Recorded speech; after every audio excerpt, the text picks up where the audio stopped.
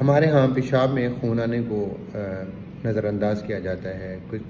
کافی سارے لوگ ہوتے ہیں جن کے پیشاب میں خون آتا ہے تو وہ کہتے ہیں کوئی نہیں، چھوٹا سا مسئلہ ہوگا تو وہ اس کو نظر انداز کر دیتے ہیں.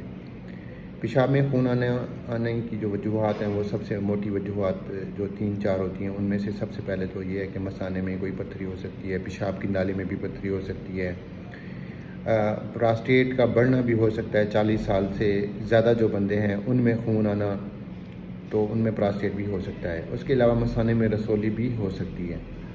اب پیشاب میں خون آنا 2 طرح سے ہوتا ہے. ایک تو وہ ہوتا ہے جو ہمیں نظر آتا ہے، دوسرا وہ ہوتا ہے جو ہمیں نظر نہیں آتا. اس کو ہم پیشاب کے ذریعے جو ٹیسٹ ہے اس کے ذریعے ہمیں پتہ چلتا ہے کہ یہ پیشاب میں خون آ رہا ہے.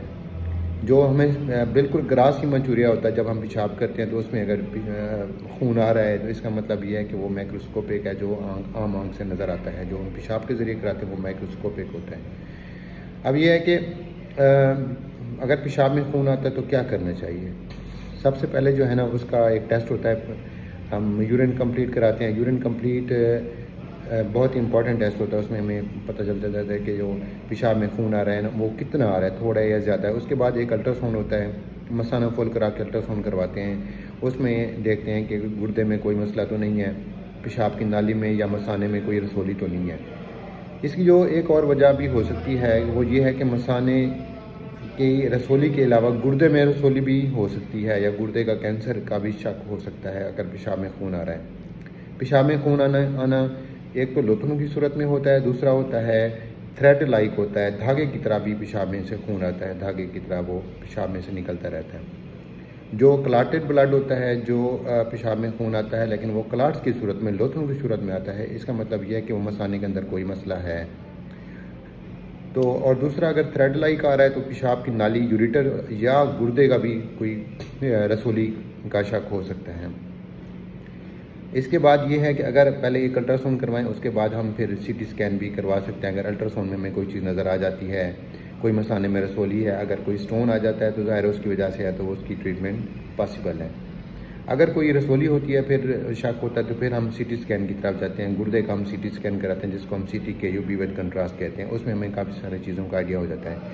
اگر پیشاب اگر الٹرا ساؤنڈ کروائیں اور سی ٹی اسکین کروائیں وہ نارمل ہو، لیکن پھر بھی پیشاب میں خون آتا ہو، کبھی آتا ہو کبھی نہ آتا ہو، 3-4 دفعہ آتا ہو، یا ہر 2-3 مہینے کے بعد پیشاب آئے، تو پھر اس کا ایک ٹیسٹ ہوتا ہے جس کو ہم کیمرے کے ذریعے کرتے ہیں. اس کو کہتے ہیں سسٹوسکوپی. سسٹوسکوپی کا مطلب یہ ہوتا ہے کہ کیمرے کے ذریعے مثانے کا معائنہ کیا جانا ہے کہ بھی آیا مثانے کے اندر کوئی سوزش ہے، مثانے میں کوئی رسولی ہے. اگر کوئی رسولی نکل آتی ہے تو پھر اس کا رسولی کا ہم ٹیسٹ کرتے ہیں، اس کی پھر بایوپسی لیتے ہیں. بایوپسی لے کے اس کا ٹیسٹ کرواتے ہیں. ہسٹوپیتھولوجی ہوتی ہے کہ اس میں کوئی کینسر ہے، سپوز تو وہ کس نوعیت کا ہے، کتنا ہے، پھر اس کو ہم آگے فردر اس کی ٹریٹمنٹ کرواتے ہیں. اس لیے اگر کسی مریض کو پیشاب میں خون آتا ہے تو وہ اس کو نگلیکٹ نہیں کرنا چاہیے.